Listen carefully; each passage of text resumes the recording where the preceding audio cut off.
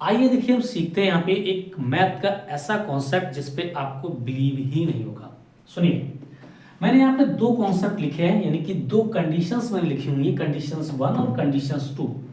यहाँ पे मैंने लिखा है 0.999999 और मैंने यहाँ पे डॉट डॉट का साइन लगाया और बताया कि फाइनाइट टाइम्स है, यानी इनको काउंट कर सकते हैं। नाउन 9 से डेसिमल पॉइंट के बाद काउंटेबल है, इन कितने बार आ रहा है।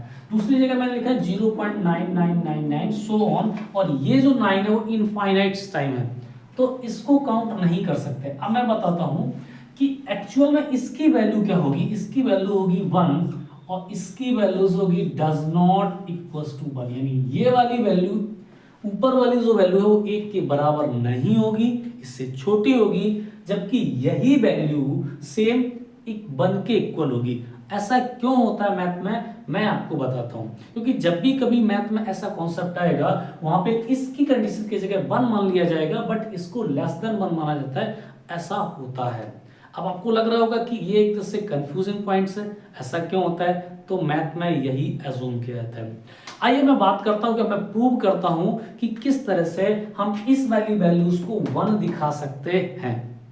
तो आपने अगर क्लास 7th 8th या 9th में एक कॉन्सेप्ट पढ़ाया जाता है जिसको बोला जाता है पी बटे क्यू फॉर्म में राइट करना, किसी भी डेसिमल एक्सप्रेशंस को पी बटे क्यू के फॉर्म में राइट करना, यानी पी बटे क्यू की फॉर्म आपने पढ़ी होगी, उसी से रिलेटेड ये आपका टॉपिक रहता है। चलिए मैं बहुत जल्दी प्रूव करूंगा इसको। लेट कर लेते हैं कि ये जो वैल्यू है, वो x के इक्वल है, यानी कि x equals to 0.9999 and so on. Clear? यही सेकंड जो कंडीशन है वही मैंने लिखी है, इनफाइनाइट टाइम्स मतलब डॉट डॉट, यही साइन बताता है।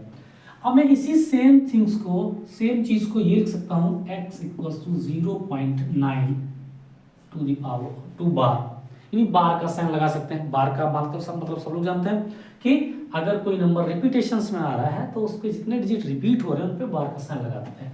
ये होता है क्वेश्चन नंबर 1। अब इस कंडीशंस को p बटे q के फॉर्म में कन्वर्ट करना है। कैसे? हम क्या करेंगे कि यहाँ पे दोनों तरफ मल्टीप्लाई करेंगे 10 का, तो यहाँ पे लिखेंगे मल्टीप्लाई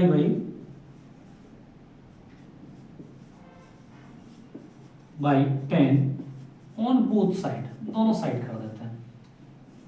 देखिए तो यहाँ पे क्या हो जाएगा 10x, और यहाँ पे क्या होगा 0.9 है, और चूंकि डेसिमल पॉइंट 10 से मल्टीप्लाई कर रहे हैं तो यहाँ पे 8 डिजिट और बढ़ जाएगा, तो ये हो जाएगा 9.9 और बार। चूंकि यहाँ तो अभी जो नंबर है ना, अगर मैं इस पे बार हटा के नया नंबर लिख दूं, उस पे बार लगा तो उसके बाद भी तो इनफाइनाइट टाइम्स 9 आया हुआ है ना, इस तरह से। तो ये कंडीशंस राइट कर सकते हैं। करना क्या, इक्वेशन फर्स्ट को इक्वेशन सेकंड से सब्ट्रैक्ट करना है, यानी कि आपको सेकंड माइनस फर्स्ट कर देना है। करिए क्या होता है, 10 में से x कट जाएगा, सब्ट्रैक्ट होगा, x 9x बचेगा, और यहां से इसको माइनस करिए तो ये जो पॉइंट्स है ये वाला इससे कट जाएगा, तो ये आपका बचेगा 9। सिंपल सॉल्व करिए, 9/9, थोड़ा सा और सिंपल करेंगे तो कितना आएगा 1। तो इस तरह से x इक्वल टू कितना हो जाता है 1 हो जाता है। बट इस कंडीशंस में ऐसा पॉसिबल नहीं है।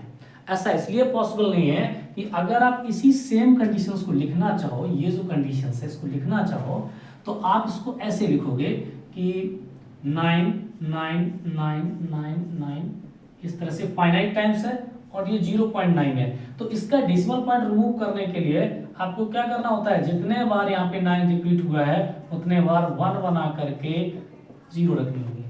अब चूंकि ये फाइनाइट टाइम्स है तो फिर यहाँ पे क्या होगा, ऊपर वैल्यूज 9 9 करके होंगी, नीचे 1 के साथ में उतने टाइम्स 0 लगा होगा। तो ये डज नॉट इक्वल्स टू 1, ये 1 के इक्वल नहीं है, बट ये वैल्यूज 1 के इक्वल है। तो आई होप आपको ये अच्छा लगा होगा। अगर अच्छा लगा है तो कमेंट बॉक्स में आके बताएं।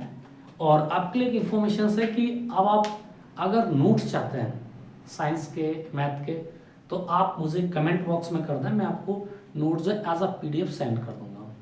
Thank you for watching.